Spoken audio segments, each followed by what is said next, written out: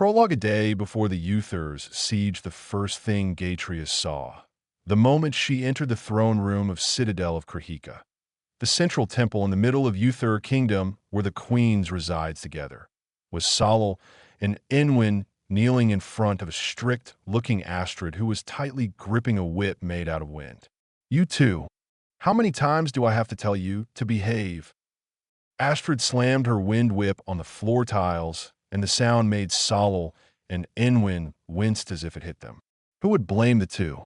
The sound Astrid's whip made was razor-sharp that it put pressure in the air. Gatria sighed at what she was seeing and decided to stay at the door to the throne room, to continued watching even though she knew how things would unfold. She actually just didn't want to participate. Astrid was enough to discipline the two most disastrous queens of Yther, Sollel, the Mistress of Flame, and also known as the Queen of Destruction, and Aenwyn, the Mistress of the High Seas, who's considered an eccentric queen because of her out-of-this-world antics, were both looking down at the floor and shaking in fear because Astrid slammed her wind whip again and it hit the floor in front of the two. Gatria knew Astrid meant to do it, to warn Sollel and Aenwyn, and she smiled at that. Astrid had always been strict to others and to herself as well. And it was not like this was the first time Gatria witnessed such scene. She had witnessed this 100 times already. That's how stubborn Sollel and Aenwyn were. "How many times do I have to tell you not to cause ruckus inside and outside Yther?" Astrid was still fuming mad, and from time to time, her wind whip would slam on the floor, causing Sollel and Aenwyn to flinch in fear. "Are you too deaf that you couldn't hear my warning? Do you want to be punished again by kneeling for a year? Is that what you two like? Answer me." Mustering her courage, Sollel did answer Astrid. "But we're not even doing anything, Astrid. We were just playing. You made a volcano erupt." Astrid shouted to Sollel before her eyes went to Aenwyn. "And a tsunami nearly devoured the archipelagos. Is that what you call playing? We are here to protect Azidara's inhabitants. We are blessed by the deities, and it is our job to take good care of Azidara, not destroy it." Mustering her courage as well, Aenwyn answered.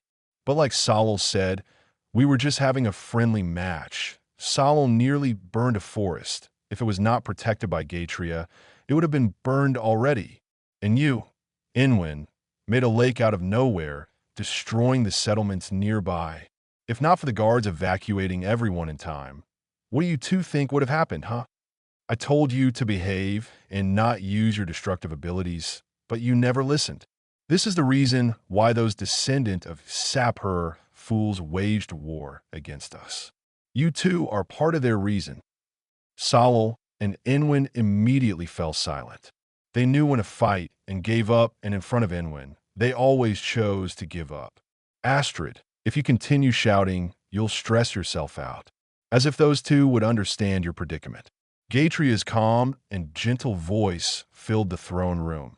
It seemed like she could no longer watch in silence. The three queens turned their heads towards Gatria, who just spoke, and it was Sollel who got up with a wide smile on her lips to receive Gatria with loving arms. But Astrid's angry voice was heard. "Who told you can stand up, Sollel?" Astrid's voice boomed in every corner of the throne room, and almost immediately, Sollel fell on her knees, as if afraid, and kneeled. That made Gatria chuckled and softly caressed Sollel's hair when she passed by her. "I told to behave, but you wouldn't listen." Astrid's strict voice was heard once again. "Sollel, Aenwyn, pay for your stubbornness. Go to the corner, kneel for the whole day, and repent." Both looking down and shoulders slumped, Sollel and Aenwyn went to the corner of the throne room and kneeled to repent. Seeing the two, Gatria shook her head and sighed before facing Astrid. "How's the settlement that was destroyed? Was there any casualties?" Astrid shook her head before she sat on her throne, the throne chair that had Astrid's symbol on its back. "Fortunately, there's none." When the guards saw the two fighting, they immediately evacuated everyone, knowing what will happen. And since they couldn't stop the two, and they knew the catastrophic event that will occur while those two were fighting, they sent an emergency message to Citadel to inform me. Though if I didn't arrive in time, the damage would have been severe. Gatria massaged her temple, and she breathed deeply. We really have to put a rein on those two. Yes, Astrid agreed firmly. I'm planning on making them kneel for a whole year, so we'll have a whole year of peace. Gatria managed a dry, calm smile. I can already hear them complaining. I don't care. Astrid replied firmly without emotion whatsoever. I want 1 year of peace from those two battle maniacs. Gatria just chuckled and didn't say anything until she felt Astrid's gaze on her. What? Still no emotion in her voice? Astrid asked. When are you going to break your relationship with that man? Gatria frowned, not following Astrid. What? Astrid crossed her arms over her chest. That descendant of Sapper you've been hanging out with. Trevin? Gatria asked. No, Trevin is fine. Astrid said matter-of-factly. He's our spy. I'm referring to the other one, the one with a war hammer. Oh, realization dawned on Gatria, and she smiled. You mean Carr? Yes, him. Astrid had an indifferent look on her face. When are you going to cut ties with that man? I understand Trevin because he didn't really like his race after those bastards chase him away just because his preference and romantic partner is different than theirs. But that man? Gatria. Astrid narrowed her eyes on Gatria's green ones. We defeated their whole race in a war, and now you're having a relationship with one of them? A warlord, even. Are you not thinking? What if this was a ploy to get your guards down? What if that man was sent to earn your trust and betray you? Carr is not like that. All the emotion on Gatria's face disappeared, and her eyes became sharp and cold. He's different. He would never betray me. Astrid scoffed at Gatria's naive thinking. Forgive me for not believing your naive words, Gatria. I know you have a good head compared to those two. Astrid sent a glare in Sollel and Aenwyn's direction. That's why I'm hoping that you will make a good decision that would not harm our kingdom and Azidara. Please, keep in mind that you are one of the queens of the Yther Kingdom. If something happened to you, it will affect all of us. Gatria clenched her fist. Do not speak lightly of Carr as if he would do something bad to me, Astrid. He's not like that. Gatria couldn't control her anger. She raised her voice. He would never betray me. He would never hurt me. Sapper only loved one person in their lifetimes, and Gatria knew this. That's why she knew that Carr would never betray her. She was the love of his life. They had met on the battlefield, and he pursued her after the war. Carr did not stop even after Gatria raised her sword at him and nearly killed him. Even when her sword was buried in his chest with so much killing intent, he smiled and told her that death would be better than not having her by his side, that it was the first time for Gatria to meet such a resolute and impassioned man that she faltered. Instead of killing him, she pulled out her sword and healed him. That was the start of their connection, a start that Gatria treasures. Thus, to hear Astrid spoke of Carr like he would harm him, when it was the opposite, it made Gatria's blood boil. You don't know him, so don't speak so lightly of him. Gatria boldly and coldly told Astrid that made Astrid's eyes widened. Astrid was not expecting that Gatria would say those words to defend a descendant of Sapper Fool. My relationship with him has nothing to do with you, Astrid, so stay away from it. Gatria turned around and left the Citadel with a different mood than she came in earlier. Her happy mood had now become sour, and it didn't escape Sollel and Aenwyn's radar, who were kneeling in the corner. What happened to Gatria? Sollel whispered, Aenwyn, who was combing her curly hair with her fingers as they kneel. Do you have any idea, Aenwyn? Aenwyn gave Sollel, are you not thinking look? We're both kneeling in the corner. Sollel, what made you think I have an idea what they were talking about? Sollel glared at Aenwyn. Because you're crazy. Aenwyn glared at Sollel back. What does it have to do with that? Because the servants in my temple said that you're crazy because you know a lot of things. That's why I'm asking you. I'm worried about Gatria. Aenwyn gave Sollel a deadpan look. Do you even realize that you just outed your servants gossiping about me? Sollel nonchalantly shrugged. What gossiping? It's true that you're crazy, Aenwyn. No need to gossip about that. I always tell you that all the time. You. Aenwyn sighed in exasperation, seeing Sollel's unoffending look. Aenwyn couldn't really understand how Sollel brain works most of the time. Gatria will be fine, don't worry. She'll figure it out. And for Astrid, She's just being strict and overprotected, as usual. Sollel frowned at Aenwyn, who had become serious all of a sudden. Is it that serious? Aenwyn know that. Apparently. Gatria already gave herself to her lover. Sollel gasped and covered her mouth in surprise. Truly? Yes. Did Gatria told you if it felt good? Aenwyn gave Sollel an incredulous look. You're more curious about that than Gatria giving herself to that man? Sollel nonchalantly shrugged again. I'm sure Gatria has a good reason why she did what she did. I trust her. And yes, I'm more curious about their intimate relationship than anything. She's the first of us to be intimate with a man. Of course, I'm curious. We were taught how to do it, but I'm pretty sure the real thing is different. Aenwyn was still looking at Sollel with an incredulous face. I don't know what to say. I'm speechless. Aenwyn thought as she looked at Sollel's excited face. Sollel, you do know that if you did it with someone, you'll burn them alive, right? Yes. Sollel answered without an ounce of hesitation. And yet, you still want to be intimate with someone you love, knowing you'll kill them. Sollel showed Aenwyn the Solaris on her wrist. I just have to find a man worthy to wear my Solaris. Then he'll be protected against my flame. Easy, right? Sollel had a smug look on her face. I'm ingenious. A day before the Yther'S Siege, first thing Gatria saw. The moment she entered the throne room of Citadel of Krahika, the central temple in the middle of Yther Kingdom where the queens resides together, was Sollel and Aenwyn kneeling in front of strict-looking Astrid, who was tightly gripping a whip made out of wind.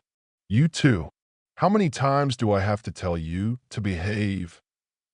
Astrid slammed her wind whip on the floor tiles, and the sound made Sollel and Aenwyn winced as if it hit them. Who would blame the two? The sound Astrid's whip made was razor sharp that it put pressure in the air. Gatria sighed at what she was seeing and decided to stay at the door to the throne room, to continued watching even though she knew how things would unfold. She actually just didn't want to participate. Astrid was enough to discipline the two most disastrous queens of Yther, Sollel, the Mistress of Flame, and also known as the Queen of Destruction, and Aenwyn, the Mistress of the High Seas, who's considered an eccentric queen because of her out-of-this-world antics, were both looking down at the floor and shaking in fear because Astrid slammed her wind whip again, and it hit the floor in front of the two that Gatria knew Astrid meant to do it, to warn Sollel and Aenwyn, and she smiled at that. Astrid had always been strict to others and to herself as well. And it was not like this was the first time Gatria witnessed such scene. She had witnessed this 100 times already. That's how stubborn Sollel and Aenwyn were. How many times do I have to tell you not to cause ruckus inside and outside Yther? Astrid was still fuming mad, and from time to time, her wind whip would slam on the floor, causing Sollel and Aenwyn to flinch in fear. Are you too deaf that you couldn't hear my warning? Do you want to be punished again by kneeling for a year? Is that what you two like? Answer me. Mustering her courage, Sollel did answer Astrid. But we're not even doing anything, Astrid. We were just playing. You made a volcano erupt.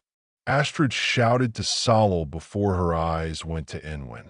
And a tsunami nearly devoured the archipelagos. Is that what you call playing? We are here to protect Azidara's inhabitants. We are blessed by the deities, and it is our job to take good care of Azidara, not destroy it. Mustering her courage as well, Aenwyn answered. But like Sollel said, we were just having a friendly match. Sollel nearly burned a forest. If it was not protected by Gatria, it would have been burned already. And you, Aenwyn, made a lake out of nowhere, destroying the settlements nearby. If not for the guards evacuating everyone in time, what you two think would have happened, huh? I told you to behave and not use your destructive abilities, but you never listened. This is the reason why those descendant of Sapper fools waged war against us. You two are part of their reason. Sollel and Aenwyn immediately fell silent. They knew when to fight and gave up, and in front of Aenwyn, they always chose to give up. Astrid, if you continue shouting, you'll stress yourself out. As if those two would understand your predicament. Gatria's calm and gentle voice filled the throne room. It seemed like she could no longer watch in silence. The three queens turned their heads towards Gatria, who just spoke, and it was Sollel who got up with a wide smile on her lips to receive Gatria with loving arms. But Astrid's angry voice was heard. Aenwyn sighed at Sollel. For someone who only thinks of fighting and destruction, you actually use your brain for other things. Of course. Anyway, you think Astrid doesn't like the man Gatria chose for herself? Aenwyn sighed. It's complicated. That man is a descendant of Sapper, you know. Oh, those puny warrior who wage war against us. Calling the descendants of Sapper puny, only the Queen of Destruction and the Mistress of Flame could get away with that. Yes, apparently. Gatria's lover is a nobility of Sapper. A warlord. So, that's why Astrid doesn't like him. Because he's weak. Aenwyn shook her head. It's not about being weak or strong. It's about his lineage. I'm sure Astrid is worried that that man might hurt and betray Gatria. Gatria would kill him if he did. Stunned, Aenwyn glanced at Sollel. She will. Sollel nodded with no hesitation. Yes, Gatria will. She might be calm and always gentle, but Gatria is very scary, you know? Remember what she did with the head of her temple when she found out the temple's head had been extorting money from other races. Now that she mentioned it, Aenwyn thought as she remembered that scene. Gatria made the temple's head into a tree while staying alive inside. Sollel nodded. I think Gatria will be just fine. She can handle herself. She may look calm, gentle, and meek on the outside, but she's one of the queens of Yther. She's blessed by the deities, and no puny warrior could harm her. And if that puny warrior ever did, Gatria will kill him. That's for sure. Aenwyn didn't say anything because of so much trust Sollel had for Gatria. For Aenwyn, though, she was just as worried as Astrid. She just didn't like showing it. And also because they were busy kneeling in the corner. If they ever move an inch, Astrid will scold them again. I don't want to kneel for a year again, Aenwyn mused. Why is Astrid so freaking scary? Aenwyn may be the second blessed queen of Yther, but that didn't matter in front of Astrid, because Astrid was a beast. Aenwyn could still remember when Astrid pretended to forgive them after she and Sollel fought, that caused a mini destruction, and Astrid flew her into the air, and just above the clouds. Yes, above it. Astrid dropped Aenwyn without mercy as punishment. Aenwyn shivered at the memory. That traumatized her not to go against Astrid no more. It was a good thing that she fell in the sea and not on the land, but Aenwyn had a hunch that Astrid meant to do that. Aenwyn, why are you shivering all of a sudden? Memories. Aenwyn closed her eyes. Astrid is really scary. Sollel nodded. Yes, she is. So let's kneel properly. Let's. The two continued kneeling for the whole day and only stood up when they heard Astrid's voice inside their head telling them to stand up and eat. Meanwhile, Gatria was in Woodtry Hill, a hill miles away from the Yther Kingdom. Gatria rode her favorite equine to reach the hill and meet her beloved. Woodtry Hill was their place, a very special place for her and Carr, because on top of the hill was a lone large tree and a simple cabin house beside it, the cabin Carr made for them. Just for them. It was a very special place for Gatria that a smile immediately appeared on her lips when she caught sight of it as she traversed the hill with her favorite equine. And her smile became even more wide when she saw Carr standing under the tree. His back was on her. Happiness filled Gatria's body as she dismounted her equine and ran towards Carr. Carr! Gatria called out and immediately wrapped her arms around him to feel his warmth that she loved. Finally, Carr turned to face her, and a frown made its way to Gatria's eyebrows when she saw how cold and distant he looked. Her instinct told her to step away, but this was Carr, her warlord. She would never back away. She knew how much Carr hated it when she puts a distance between them. What's the matter? So, Gatria gently asked, concerned. Did something happen? Gatria was waiting for Carr's answer when he smiled. Gatria returned it and smiled back as well. Are you feeling well now? Gatria asked again. What happened? I'm sorry. With the words that came out from Car's mouth before Gatria felt a sharp weapon pierced her stomach. With wide eyes and parted lips, Gatria's gaze fell down at her stomach. Shocked was an understatement when she saw a dagger embedded in her stomach that she staggered back before her gaze slowly lifted to Car, who was just staring at her like she didn't matter. Why? Gatria asked as tears fell down from her eyes instead of being angry or pulling the dagger out. Because I don't really love you. I just did what I did so I can bury that arcane cursed dagger on you, Queen Gatria. Car answered as if it was the most normal thing to say. He had no care for the bleeding Gatria. He was even looking at her vilely. After what you did to my people, do you really think I could love someone like you? Another tear fell from Gatria's eyes. She was not moving and was just staring at Car in shock. Her mind didn't want to believe that this was happening, that this was real, but the reality came crashing down when Car moved to leave and killed her favorite equine before leaving her on top of the hill. Alone, wounded, and cursed. A moment later, her sight became blurry. She could hear the sound of boots marching, but she didn't have the strength to turn and look. Her consciousness was robbed from her, and when her consciousness returned, she dragged her wounded body back to her kingdom, only to see it being sieged. Protect her kingdom and her people. These were her first thought, but she could feel her strength being sucked out of her body, leaving her in a weak, pathetic state before she could even save the attendants in her temple. Her consciousness was robbed once again, and when she woke up, she found herself in a dark place. Both her wrists and ankles were chained to the wall, a chain made by an unknown glowing mineral. Even her cage was made of the same mineral as the mistress of nature. She was ashamed to admit that she didn't know the mineral around her, an unknown mineral that Gatria would later find out the name, the Moonlight Stone. Her weakness,